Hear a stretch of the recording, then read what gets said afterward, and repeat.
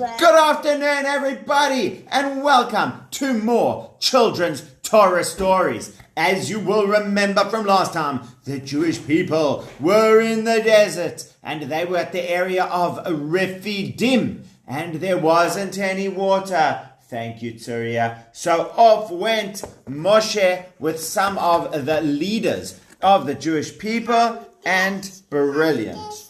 Excellent. Some of the leaders of the Jewish people, and they went and they hit a rock. Hashem told Moshe, hit the rock. What came out the rock, everybody? Water. Tons of water. So much water. Enough for all the animals and enough for everybody to drink. It was fantastic. Well, they all came out and they had enough water, but the bad people were watching them.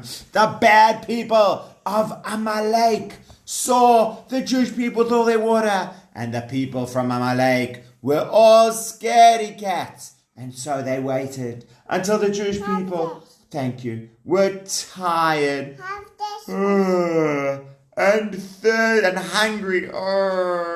And they waited. They jumped on them and started attacking them. So Moshe sent somebody to go and fight Amalek. Who did Moshe send to go and fight Amalek? It was Yehoshua. And I hope you all remember, it's coming soon. The special quiz. The one who gets the highest score is getting a special prize. That's coming up soon. Well, they went to fight against Amalek. And do you remember what happened with Moshe's hands? Surya, will you help me again with Moshe's hands? Can you sit here? There we go. When Moshe put his hands up, yeah, the Jewish people were winning. When Moshe put his hands down, oh no, Jewish people were losing. Hands up.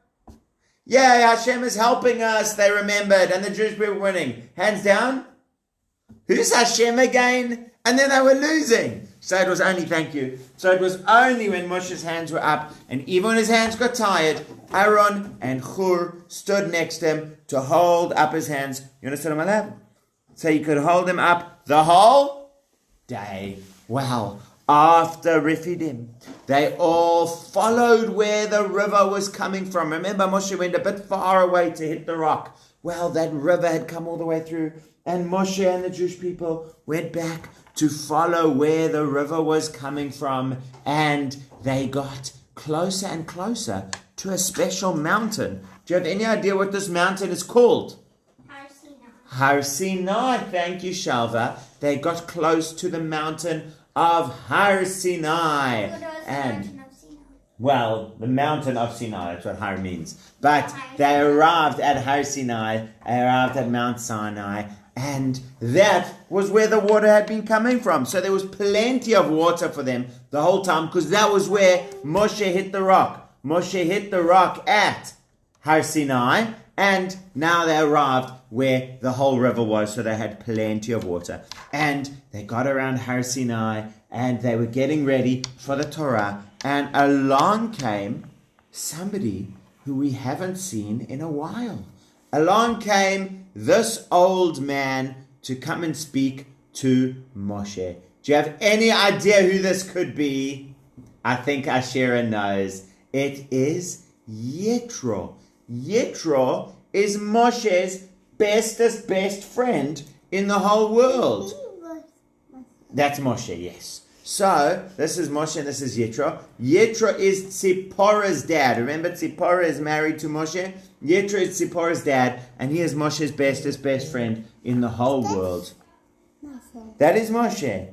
And Yitro had been back in Midian the whole time. So now Yitro sent Moshe a message. He said, Moshe, I am Yitro, your father-in-law. That means your wife's father. I'm coming, and I've got your wife Tzipporah as well, and I've got your 2 children, your 2 sons as well. I've only got one of them here, but I've got your 2 sons as well. We've all come. Please, can we come and see you? And Moshe said, oh, I'm so excited. Yitro and my wife Tzipporah and my children Gershom and Eliezer, they've all come to see me. Hooray, hooray, hooray, so excited.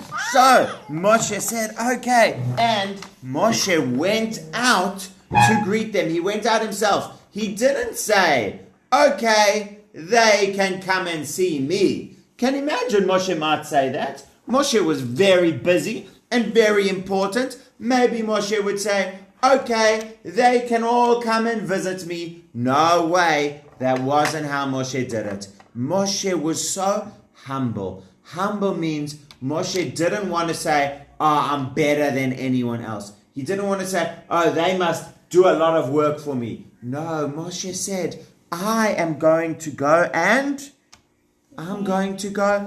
say hello to them. So out went Moshe. Can I use Moshe? No, Oh, you're first doing that. So out went Moshe to go out. Ah, thank you very much. So I went out. Hello, David says, it's great to see you. And I went out. Moshe went out to go. And he says, Yetro, it's so nice to see you. Well, I've got news for you, Yeladim. It wasn't only Moshe went out. Because if Moshe is so important, well, Aaron also went out. And once Aaron went out, Hur also went out. And once Aaron and Hur and Moshe were all going out, then all the bosses of the Jewish people went out. And if all the bosses of the Jewish people went out, then everyone went out. And so when Yetro and Tzipporah and Moshe's children, Gershom and Eliezer, arrived, it wasn't just Moshe came to see them. It was the whole Jewish people. Everyone who came to say, hello, Yetro, and give him a big old hug.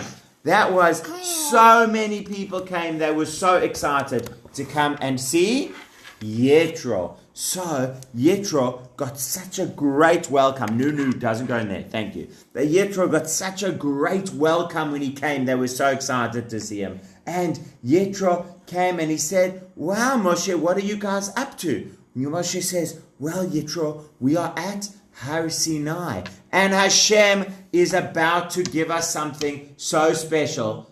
We don't know what it is yet. Well, Yeladim, we know what it is, don't we? What's Hashem going to give them that's so special?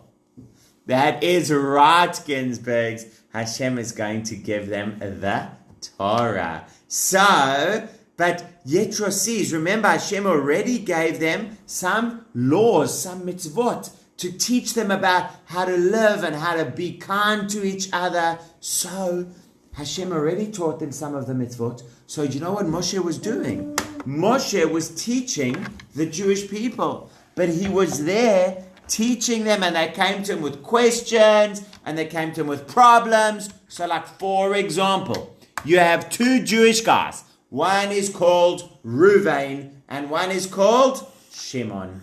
And Ruvain has a lovely basket full of bananas, let's say. And then Shimon's sheep comes along one day and eats all of Ruvain's bananas. And then Ruvain's children all say, Mommy, Daddy, I want bananas. And he says, okay, I'll go get, bananas are all gone. The sheep ate all the bananas. I'm not sure if sheep eat bananas. Maybe they do. But this sheep did. The sheep ate all the bananas. Shimon, you have to give me lots of money for the bananas. And Shimon says, I didn't eat the bananas. Ask my sheep for the money for the bananas. And Reuben says, I can't ask your sheep for the money for the bananas. Sheep don't have any money. He says, well, then you're in trouble. No, he says, it's your sheep. You must pay me. They started arguing. Eventually they said, let's go ask Moshe. So they went along to ask Moshe, what should happen? By the way, Yeladim, what do you think should happen? Does Shimon have to pay for the bananas that his sheep ate or not? Give me a thumbs up if he has to pay. Give me a thumbs down if he doesn't have to pay. Well, I think you are right. Wow, I can see everyone. Newman, Ziegler's, Ginsberg's, Juton's, Carr, all saying, yes, I think you are right. Shimon must pay for that his sheep ate the bananas, as long as the sheep actually went into his house. I mean, if Reuben went and put the bananas in Shimon's house, then he can't say, oh, it's your fault they ate the bananas. You didn't put the bananas there. Anyway, but that was the kind of question that they would have. They would come and ask Moshe these questions. Moshe would get up early in the morning and then he would be judging the Jewish people, teaching them, answering questions, helping them the whole day, and until it was nighttime. You see, that's how tired Moshe would get by the end of the day, having to answer questions for them the whole day long. And the next day, more questions. Yitro saw this, and Yitro says, Moshe,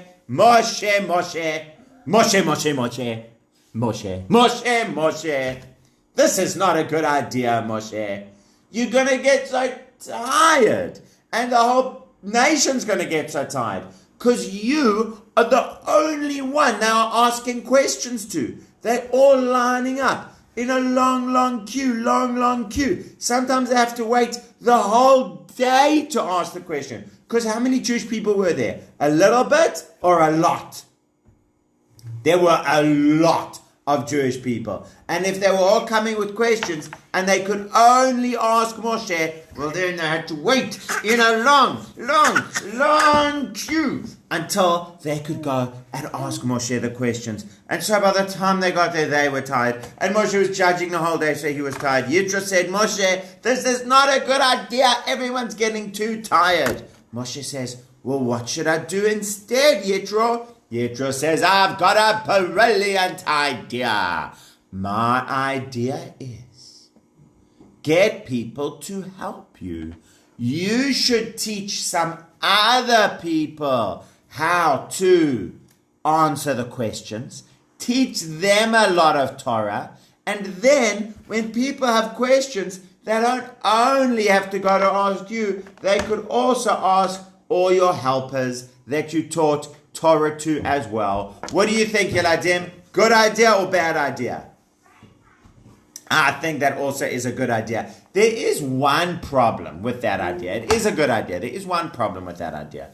The problem is that means that most people won't really be talking to Moshe anymore, will they? Most people are not going to see Moshe so much. They're going to see the other people that Moshe put in charge. And only the hardest questions. Because Yitro said, this is also part of my idea.